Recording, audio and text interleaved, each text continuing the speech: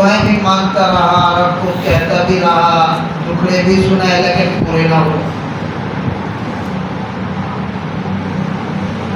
جو مسبب الاسباب ہے بغیر اسباب کے کام کرتے ہیں، نہ کوئی طمع نہ کوئی لالچ،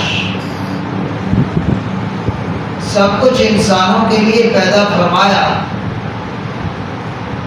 تو اس سے ہمارا گڑ گڑا کر نہیں بلکہ دو لفظوں میں بات ہوتی ہے۔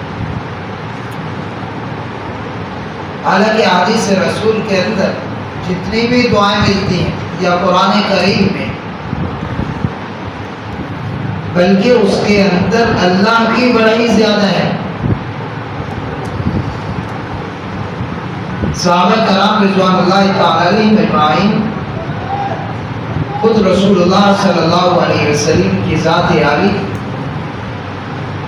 جب دعا مانگتی تو اللہ کی بڑائی بیان کرتی کہ الہ العالمین آپ کی شان ہے۔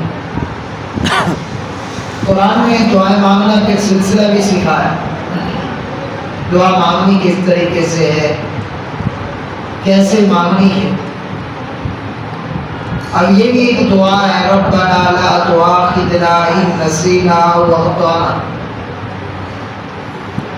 اب اللہ کے رسول صلی اللہ علیہ وسلم نے مانگا کہ الہ العالمین میری امت کے لوگ اگر بھول بھی جائیں، چوک بھی جائیں، گناہ کر بھی لیں، نسیان ہو جائے، لا تؤاخذنا، ان کو نہ پکڑ، ان نسینا، نسیان کی وجہ سے، گناہوں کی وجہ سے۔ ربنا آتنا فی الدنیا حسنہ، یہ بھی دعا ہے، اے الہ العالمین اچھی دنیا عطا فرما۔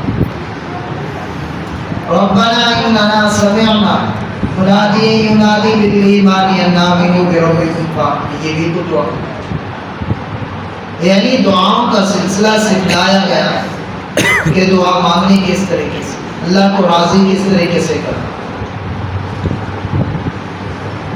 پہلا عشرہ رحمت، 11 مہینوں کے گناہوں کا انبار انسان کے سروں پر ہوتا ہے، واضح دشمن شیطان کھلا رہتا ہے، پھر اس کو جگڑا جاتا ہے، پھر رحمتیں اللہ کی موسلا دھار بارش کی طرح پہلے عشرے میں برستی۔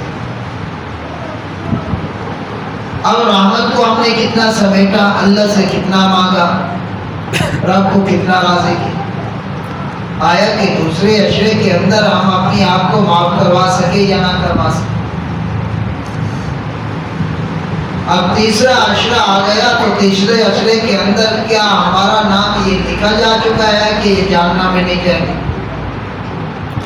ان کو سزا نہیں ملے گی، ہم نے ان کی سزا کو معاف کر دیا۔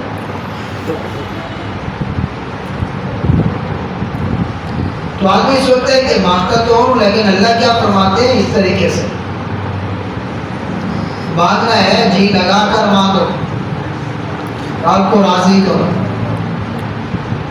جب آدمی آپ کو راضی کرتا ہے تو اللہ سارے گناہوں پر قلم بھروا دیتے ہیں، حتیٰ کہ کرامن کاتبین جو دائیں بائیں کندھوں پہ سوار ہیں، بائیں والا جو ہے نا گناہ لکھتا ہے تو اس کے رجسٹر کے اندر جو گناہ لکھے جا چکے ہوتے ہیں، جب آدمی سچے دل سے توبہ کرتا ہے اللہ رب العزت وہ سارے رجسٹر کے اندر جو گناہ لکھے ہوتے ہیں ان کو بھی مٹوا دیتے ہیں۔